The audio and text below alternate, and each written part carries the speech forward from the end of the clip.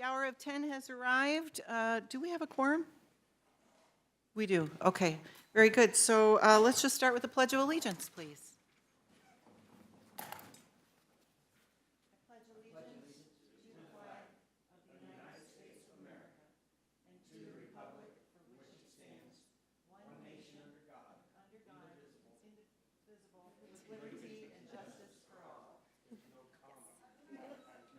Okay. That's how I was brought up in grade school to do it. Okay. Can we take a roll call, please? LeBlanc, Lucas, Cooper, McPinkley, Here. Williams, Here. Stepp, Here? McBratney, Here. Milton, City Administrator Stepp, you have a quorum. Thank you. Okay, we're going to start with the regular agenda. First item up is approval of the Finance Committee meetings for the April 24th and July 24th, 2025 meetings. Do I have a motion approving? So moved. Any discussion? Okay, all in favor? Aye. Aye. Thank you. Item number 2, review and acknowledge disbursements of $45,000 and over for April through June 2025. If you've had a chance to review those, I'll entertain a motion. So moved. Just, could I ask the question now, or do you want to wait until we? You can do a second. Okay, second. Oh, maybe do we have to vote on that, or is it just acknowledging? Just acknowledging, isn't it? You don't have to. It's up to you. Okay. And Alex, what do you want to say? Thank you, ma'am. So on the disbursements for April and May for Elevate, it might just be an administrative thing, so just to help me understand, where it calls out Elevate CBDG, is that the same thing when the CBDG is not on the, like April refers to it, I'm guessing because it's the first iteration, and then the subsequent one doesn't say it, but I just figured I'd ask. Okay. Allison? Yeah, that's just the detail that we put into the disbursement, but that's the same thing. Thank you. And the second question, I promise I'll be brief, is what is the best way for a community member to track a capital project by timeline or by cost? An example being like the police department or any other massive project that we'll hear about. I know that there's the ERP and other things that we're going to, but what is the most real-time current way for someone to track that if they have a question? So we have dashboards published online, and we update those dashboards every time that there's a major change in the project and different things that Michael keeps updated and police keeps updated as we go through with those dashboards, and they should be updated online with all of the current information. And would that be the ClearGov one on the financial Nope. transparency tab, or is it a different system? Nope, it is just through our website right now that's posting those dashboards. ClearGov, we are no longer using ClearGov, and we are switching to the Tyler module that will be live by the end of the year. Okay, yeah, because I'm able to access ClearGov, and it's still showing numbers on the city's website. And so it's just trying to make it simple for people that would have questions on timeline or on expenditures. If I may, there's also a capital projects tracker link on the front page of the website for all the capital projects, timeline, estimated cost, things like that. Perfect, thank you. Sure. Thank you, guys. Okay, well, I have a motion and a second. Do you want to take a all in favor vote? All in favor? Aye. Aye. Okay, opposed? Thank you. Item number 3, second quarter financial update, and we have our Allison. So these financials were presented Tuesday night at the Board of Aldermen meeting, so we will not be reviewing them today unless you have questions about them since they have already been presented to the Board of Aldermen. Okay, good. Okay, item number 4, the 2026 budget timeline update. So we have the budget timeline. There is a few differences from what was originally published in your book, so those updates are reflected on this one that's pulled up on the screen. So we're working through adjustments right now to the budget and the executive team to make capital changes and kind of fit in what they have to have for their capital needs into the 2026 budget, and we're reviewing that this week and next. And then September 29th, we'll have a budget workshop. That's an internal discussion with all of our department heads to say, hey, this is what other departments are working on, this is what they're working on, and just everyone come into an agreement that these are the projects that we're going to do in 2026. So we'll have an internal discussion about all of that with directors. And then October 6th will be our workshop. This will be a briefing to the Board of Aldermen and the Finance Committee about the 2026 budget. So this is just a high-level overview of here's the budget. You guys will have time to review it after that, but that will be your first viewing of the 2026 budget, of the proposed budget. And then on October 23rd, we'll have the Finance Committee meeting to discuss the budget and what you saw on the 6th meeting. So you'll have a couple weeks after when you get the budget on the 6th to review that before the meeting on the 23rd to discuss that budget. And whatever recommendations you have, we'll bring to the first read on October 28th to the Board of Aldermen. Thank you, and I'll just expound on that a little bit. We really took to heart some of the comments we heard from last year's presentation and making sure that the Finance Committee and obviously the board too have plenty of time to digest, because it's a big complex package. It's the biggest thing we do every single year. So we wanted to make sure you guys had ample time from that first briefing, right, is the one on the 6th.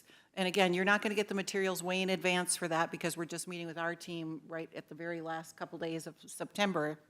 But, so you'll get presented all of that information at that time, and you'll have 17 days until your next Finance Committee meeting. Then you guys will have the opportunity without the board to make recommendations, as she said, and then we will pass that on to the board for their first read. I might have skipped something in there. No, I didn't. I got it. Any questions on that? Okay. Okay, thank you. And now we go to 2026 utility rate model discussion. Before we go to that. Yes, sir. I have a couple of quick questions. What are the current reserves of the city? Oh, yeah. Artie, bless you.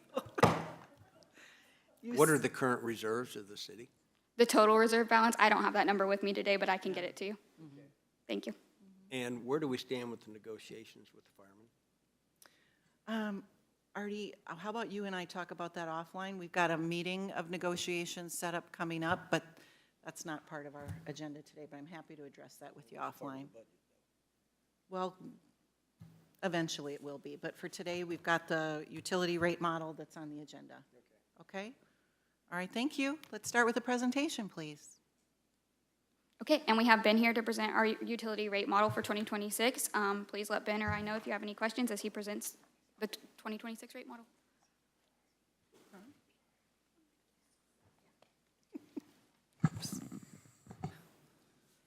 Does this change those slides?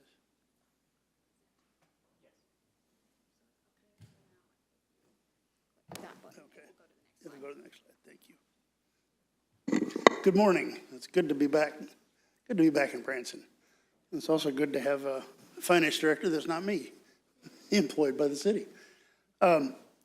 Just some framework on what we're going to present today. This is the committee's first chance to see what, or hear what's in the department's head and some of the challenges they're facing ahead of the 6th before you get the actual numbers, which is why you don't have numbers in front of you. So this is really a presentation at a high level that tells you what we're thinking and what's there.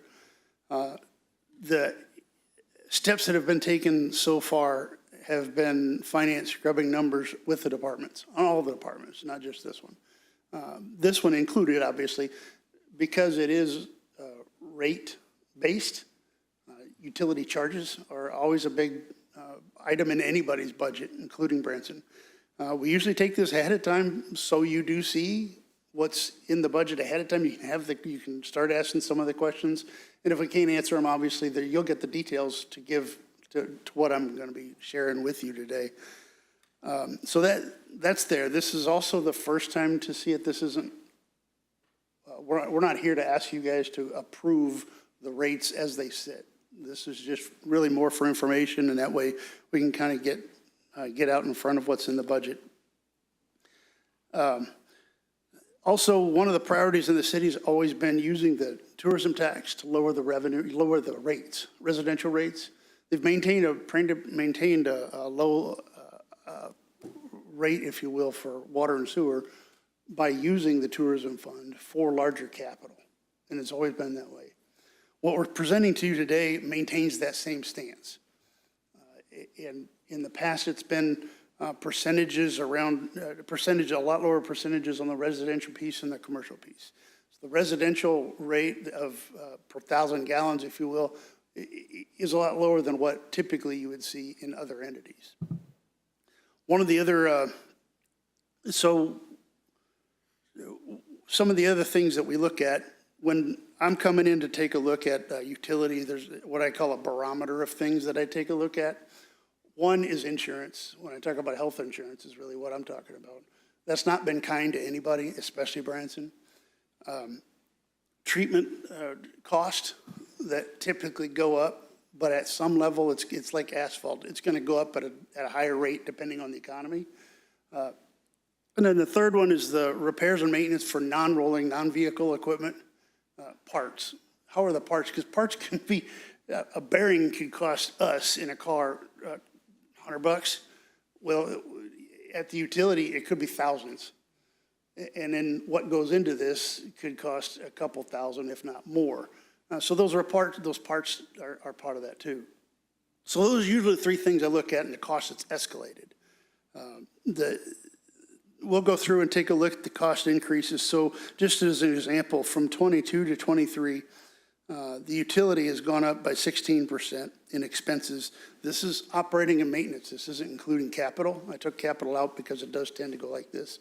Operating and maintenance is just everything you need to just make it work and not just set aside the capital. So 23's gone up 16%, 24 went up 18%. 25, the 25 budget and estimate has gone down to 15% increase, and the 26 is a 10% increase.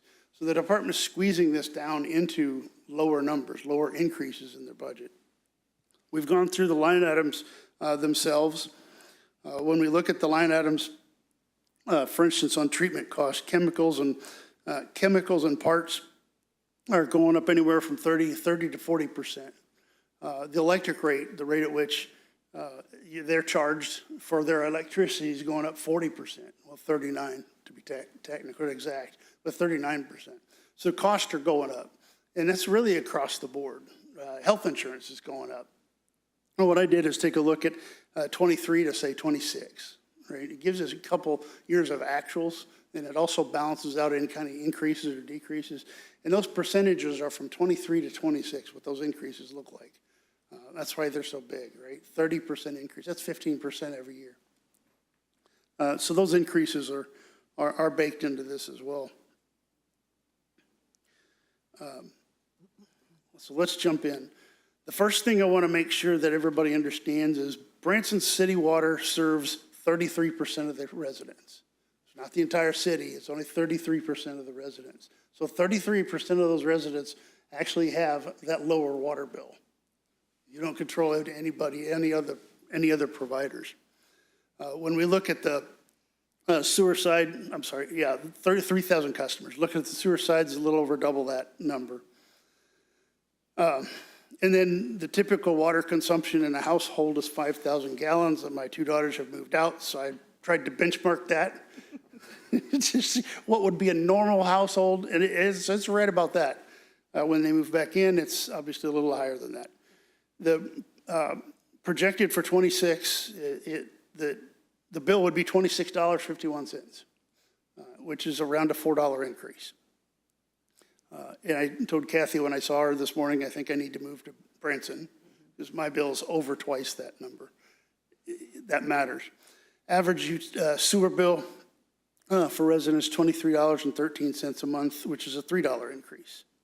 Now, this is on the residential side. We'll talk a little bit about commercial as well. Again, this is the first blush that you're seeing coming out of the gate. Just want to make sure the public and you guys obviously too understand that we're not asking for approvals. We're just giving you what the numbers say right now. We'll talk about strategy later when we talk about the budget itself. Commercial rates in the past have gone up a lot faster. The residential rates had gone up anywhere from 3%, I think 2 to 3% over the last few years. Commercial rates, we got 921 commercial properties. Half of those are around 15,000 gallons. And then the other 50% have 2 meters with a much higher monthly usage. And the reason I'm putting that together, because here in a minute, I'm going to give you what the rates on those two would be. And here's what those are. So when we look at it, the 15,000 gallon user, we're looking at a water bill of $110, which is an $18 increase. On the sewer bill, it's $111, $14 increase. On the commercial customers with the higher average gallons, $783 is what the average bill would be, or the estimated monthly bill would be, $130 increase on those, and then the sewer is a $105 increase. When we talk about those costs, we really put them down in two buckets. Put them into operating and maintenance. Just the people and the equipment they need, the items they need to be able to put that service together. It's not the capital. That's the operating and maintenance piece. And then there's the capital piece. So these rates are funding both pieces. What we typically do is track operating and maintenance, how quick it goes up versus just capital and what that capital need is, because this is a different conversation.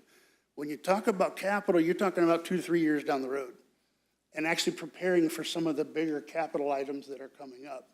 Tourism fund is the one that's going to be taking a lot of that heavy, if you will, on. And I'll have Kendall talk a little bit about capital as we move forward. But tourism fund's going to take that. The actual water sewer fund with rates still has its own level of capital it's paying for. Parts, the rolling stock, all the rolling stock that goes into this, skid loaders, if you name it, it's in there. It's all the smaller stuff that goes into this. We've got the luxury of having the tourism fund fund a lot of that. One of the other things that the tourism fund is seeing this year and will for the next few years is a lot of pressure from infrastructure. The tourism fund, as you know, funds infrastructure, above and below ground infrastructure. You're going to get, if you haven't already, an idea of what the street repair needs to look like.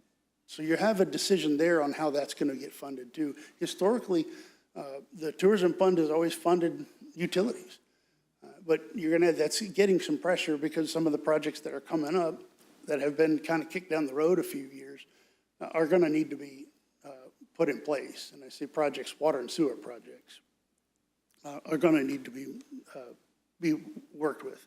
I think what's in this presentation, though, is the rate-funded capital. Is that right? Yeah.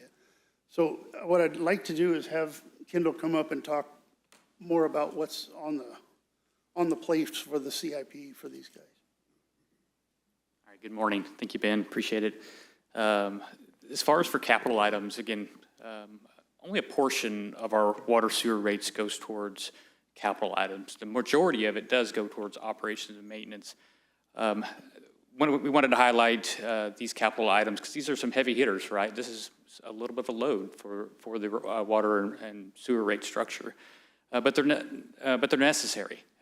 It's important that we build this rate structure for the future that continually maintains existing infrastructure, so to speak, so that if we say we don't have tourism funds, say things start to drop out for some reason, heaven forbid, our city, we've still got to maintain the existing infrastructure to support what we have. So that's what these rates do. And so capital items got highlighted here, the water capital. We have upgrades to our water treatment facility, get different filters and electrical and pumps and valves and different basins that we're taking care of. Ben mentioned the increase in services and commodities in operations and maintenance. The big one is electrical. With the proposed rate increase from Liberty Utilities, that's a $400,000 increase in our electrical bills. So we as a staff, we're looking at different ways of how we can combat that a little bit, right? How do we can mitigate that cost? And so some of this capital items includes installing VFDs, so variable frequency drives on pumps. So we can run pumps at different rates of speeds to save electrical cost. Also saves on wear and tear. So staff is doing a really good job looking at different methods of trying to save dollars and extend life of existing equipment to that. So these capital items really highlight that. The upgrades to PLC networks. This is a big hot topic in the federal government side of things, of protecting our assets and from cyber crimes. And so we've been working diligently to do that. So for this year, we've started that project. And we are going to commence with that hopefully next year with your guys' support. And it's going to be an ongoing effort for the next 3 years here to finish that out. But those are important pieces of equipment that helps us create efficiencies in operations. It helps reduce labor cost as you're replacing a body with a technology that can function quicker and more efficient than a person can, right? You don't have to have somebody sitting at a piece of equipment turning a pump on and off all the time. This does it for us. But they can monitor it at a central station. So site security, again, it's important. Roof repairs, different process equipments for treatments. Water tower maintenance is a huge one. We've been doing this for the last 4 years now, I believe. I think this is our 5th year. And that's a huge cost for us, but it's a necessity to maintain those water towers, extend the life of those important assets. And on the sewer side of things, we have lift station pumps. Lift station 21 there is listed separately because it is a large pump. It handles roughly a third of our Cooper Creek wastewater treatment flows itself. And then we got lift station pumps rebuild. So this is generally across the board for the 38 public lift stations that we operate. And this is a pump rotation rebuild and replacement program that we do every year. Wastewater conveyance study. That's a huge one. So we plug in $500,000 to go towards mitigating I&I with, which is infiltration and inflow of unwanted waters into the sewer system. So we're starting to implement flow monitoring. That's our goal, is to start monitoring flows through different basins so we can get an idea of what's going on in the system itself. And we have a huge issue with rain events where our treatment flows will triple and quadruple in flows during week-long periods of rain. And that's a huge deal for the system. And the environment as well. We don't want those sanitary sewer overflows. So we're dumping, and you'll see we're dumping a lot of money over the next several years to help mitigate for I&I. Sewer collection rehab is another I&I mitigation project where we're taking these old clay tile sewer mains that were installed back in the 30s, 40s, and 50s, and extending the life of those by adding liners to them and to cut off the flow of that infiltration coming in there. Cliff Drive rebuilds. Cliff Drive is our older treatment plant, built back in the 80s, and we have multiple things, components, large component items that need to be maintained and taken care of, so we have that highlighted here. And the same with the grit classifier that's listed there as well. These pieces of equipment are expensive, and Kathy always says to me, we're in the wrong business sometimes, because it's not uncommon for us to have to spend a lot of dollars on just one component. It's just what it takes to make things happen. So let's see if I can figure this out. Aha. And so this, as you'll notice, and I won't stay too long on this because, again, a lot of this is just repeats, right? So we have our 20-year model, and we plug in pieces of equipment in that model, and we project out each year what we think is going to need preventative maintenance. And our staff does a good job with assessing those items, and so that's what builds our rate structure.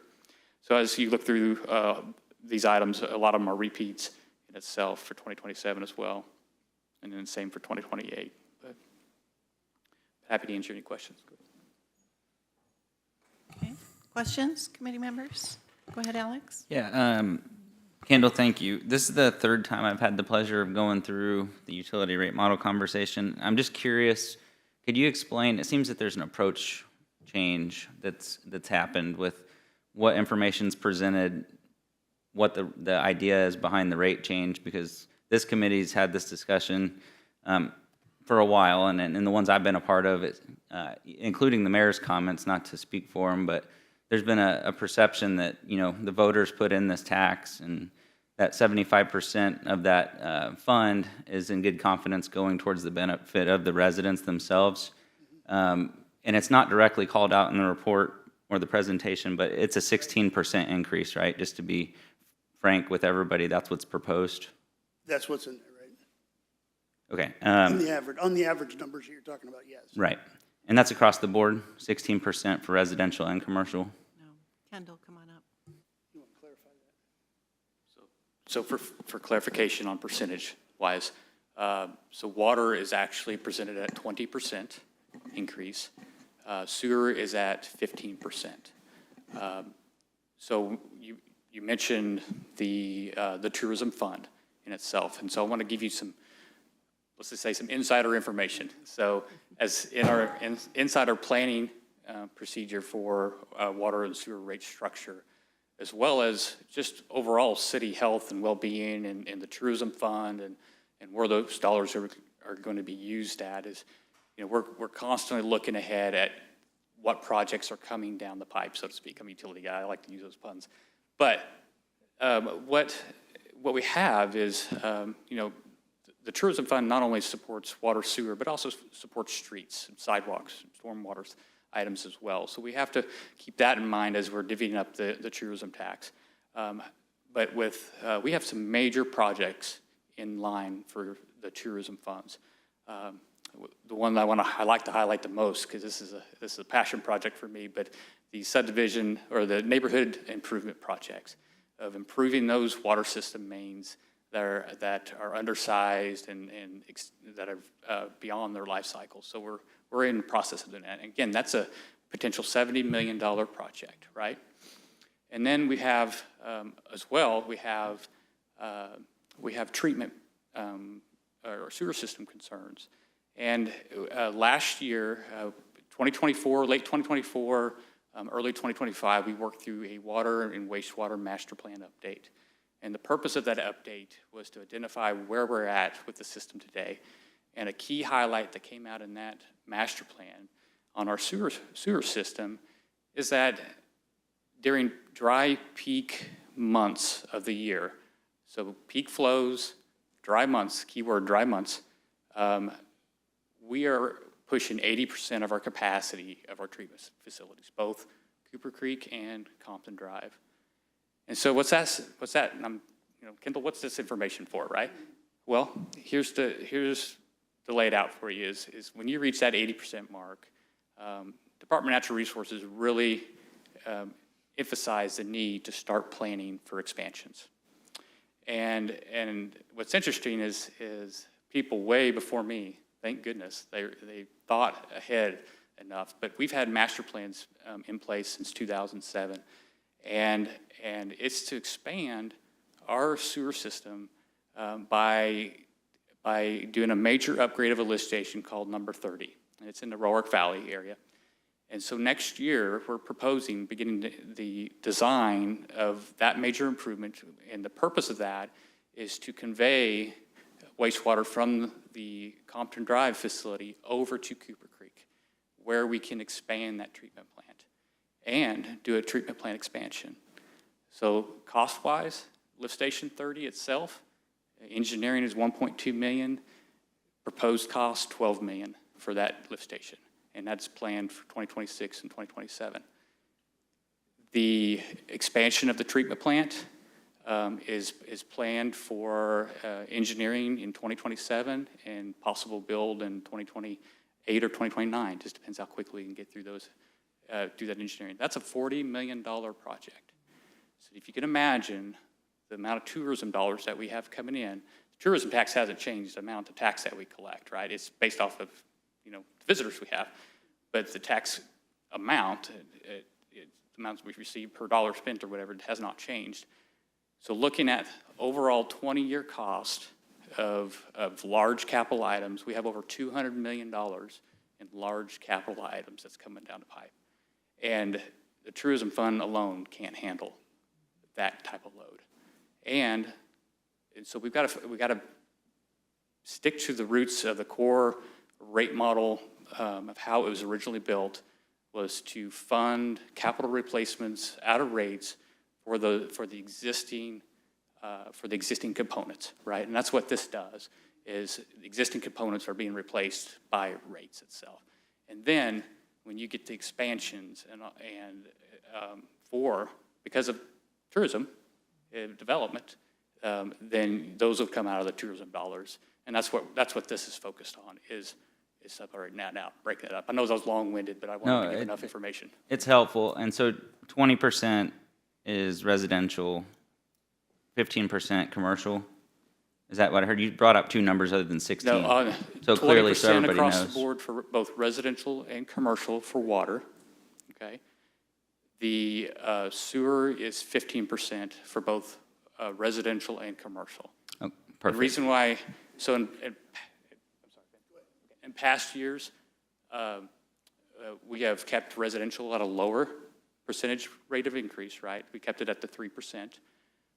Big difference in this model is instead of a projected 3% annual operations and maintenance increase cost, we set it at 5% now.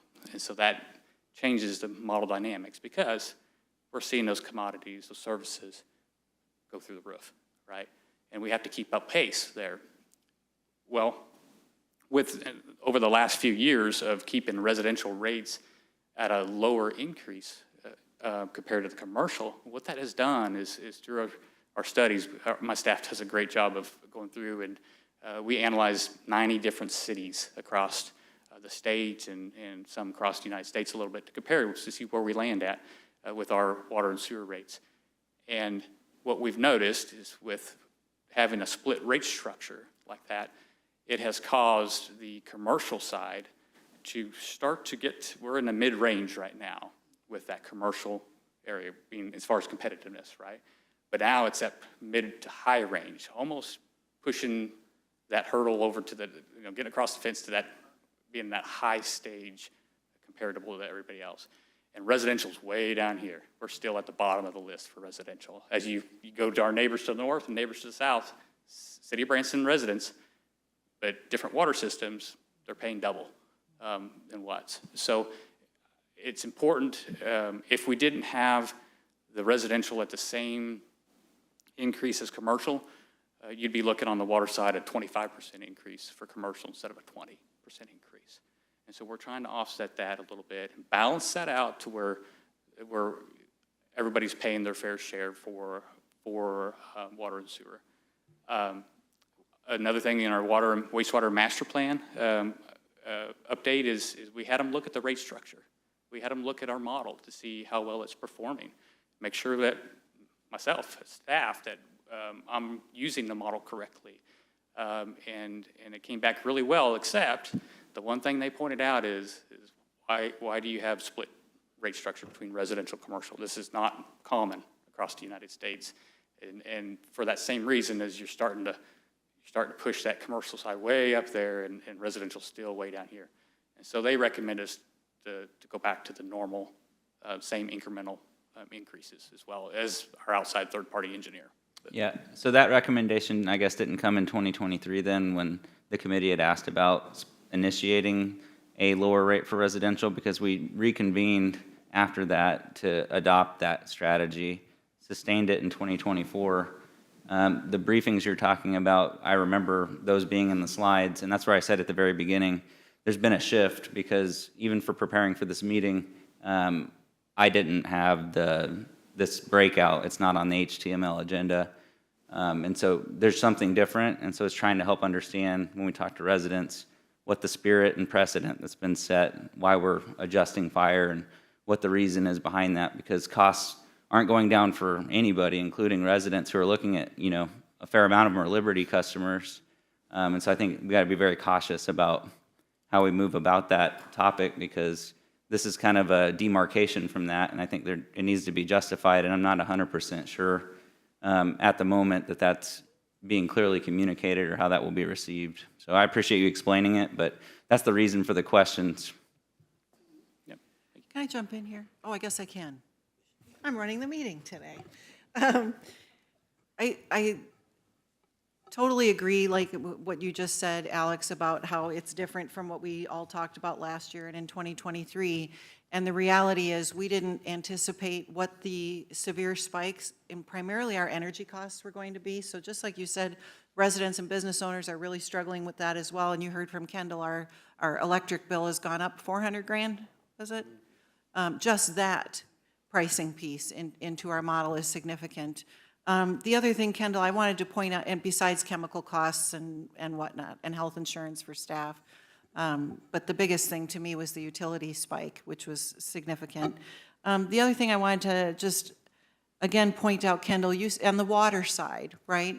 Because this was something that really hasn't stuck out to me until this year, is it's just 1/3 of Branson residents are able to enjoy the deliciousness of the Branson produced water, as well as the significantly lower rates that are being, offset and subsidized in some part by the tourism tax, which is great. But now and then the disparity between their rates and the other 2/3 of Branson residents that are paying water rates. And then additionally, that ever-increasing burden on commercial to bear the overwhelming brunt of what it takes to actually operate our utilities. So we're trying to find the sweet spot in the middle to be fair and equitable as best we can, and also not to start to develop a cementing reputation of being anti-business, right? Because at some point, people could make a very legitimate argument. It's like, it's too expensive to operate and to function in Branson. I'm gonna go to some other communities and invest my dollars there. So I would hope that you guys, again, this is the first blush and really just a briefing for you at this point. But as we move forward and have conversations with the board, we've got some significant investments that are coming up, as well as spikes in expenses that 2 years ago we wouldn't have known to even talk about. So I hope that helps a little bit. I appreciate you sharing that. Again, there's a shift in the ideology, the amount of information provided, that's why it begs the question. And then the last thing I'll leave on, because I want to beat a dead horse, but we also talked about previously load demand, and I think the question was, does a pump know the difference between a commercial or residential customer? Everyone unanimously agreed it doesn't. And then we talked about total gallon service versus who's actually using those gallons. And I do believe it was a consensus the last time that the commercial sector is the primary user of that for the principal use of tourism. So just some things to think about for the average resident that's living in a restricted environment. And if it's just 3,000 of our residents, is that going to make the big needle move that's needed comparatively to other revenues coming in? Because we're not down on tourism revenue either. So it's just helpful to think about the folks that are, the confidence of the folks that are going to vote and sustain that 4% tax amongst other taxes, and being transparent on how we're expending those funds is very important. Thank you. Yeah, I agree. And God help us without the tourism tax, frankly, because we would see astronomically higher rates for everybody that uses sewer and water in Branson were it not for that. So I think the tourism tax has been an incredible gift to Branson residents all the way around. Any other committee members want to weigh in or have questions? Artie, do you have something? No? Okay. Anything else? Okay, Ben, carry on. You done? I'm done. Kendall, were you done? Yeah? Okay. I think that's it. That's the end of the presentation for you all today. And if you've got follow-up questions, obviously, this is your first blush with that. Feel free to forward those either to me or to Allison, to both of us is fine. We'll get you answers back. I do want to make it clear that I do make it a habit of when a committee member asks a particular question about something we've discussed, I make sure to forward that on to the other members of the committee so you can all see what kind of conversation's going on. And at that, I'll take a motion to adjourn. Thank you. Got a motion and second. All in favor? Aye. The ayes have it. Thank you, guys.